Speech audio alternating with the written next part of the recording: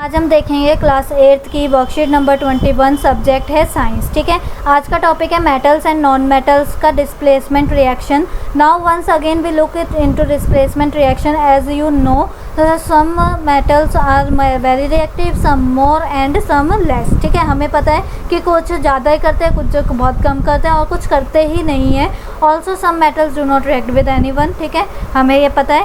For this let's do an activity, जैसे कि take 200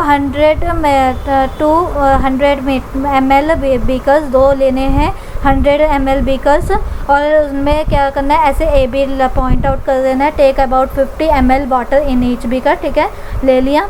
dissolve in each beaker is a teaspoon full of copper sulphate. Teaspoon लेना है तो उसका किसका, कॉपर सल्फेट का।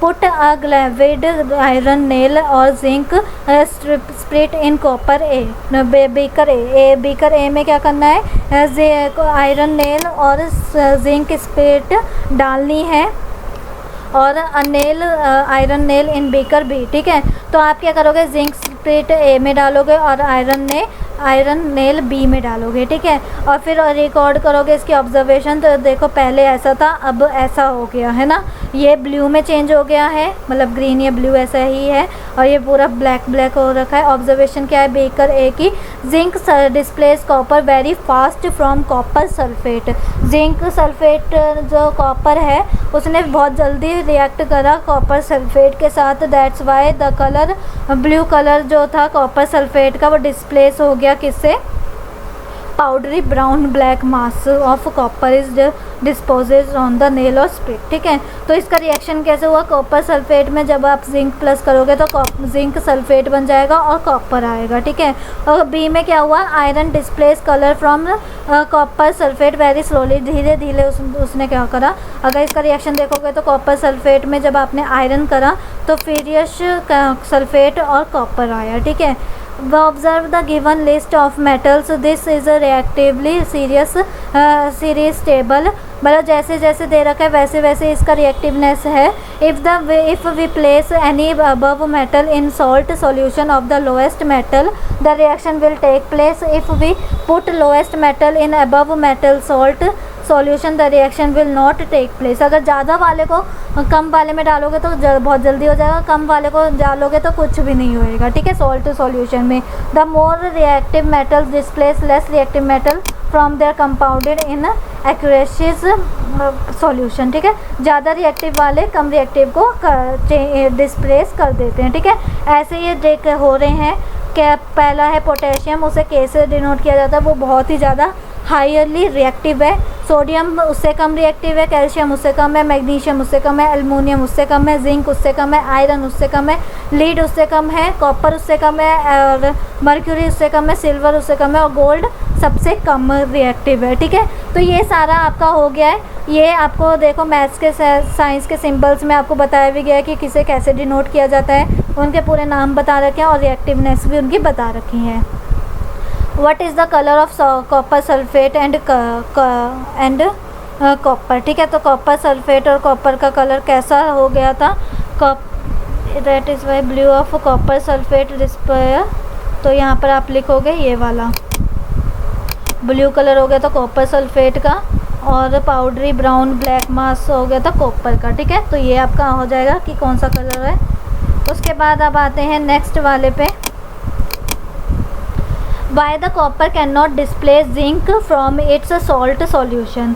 जो कॉपर है, देखो कॉपर यहाँ पर है, वो जिंक को क्यों नहीं डिस्प्लेस कर पाया, क्योंकि copper is a less reactive than zinc. तो हम यहाँ पर क्या लिखेंगे, बिकॉज, पहले तो आप क्वेश्चन में से लिखोगे फिर बिकॉज लिखकर, जस्ट अ मिनट, आपने बिकॉज लिखना है। पहले लिखोगे the copper can not displace zinc from its salt solution because copper is less reactive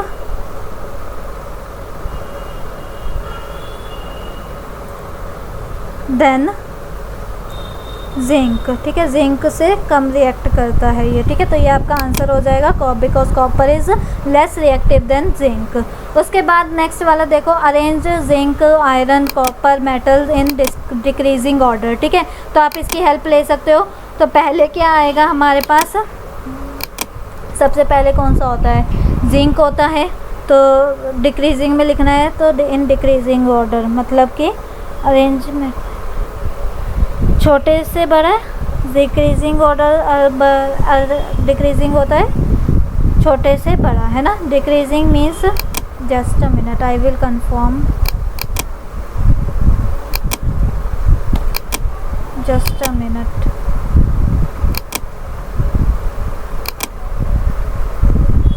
तो आपने क्या करना है, मोर रिएक्टिव से लेस रिएक्टिव की ओर जाना है। तो जिंक सबसे ज़्यादा रिएक्ट करता है ना, जिंक हमारा सबसे ज़्यादा रिएक्ट करता है। उसके बाद आता है नेक्स्ट हमारा,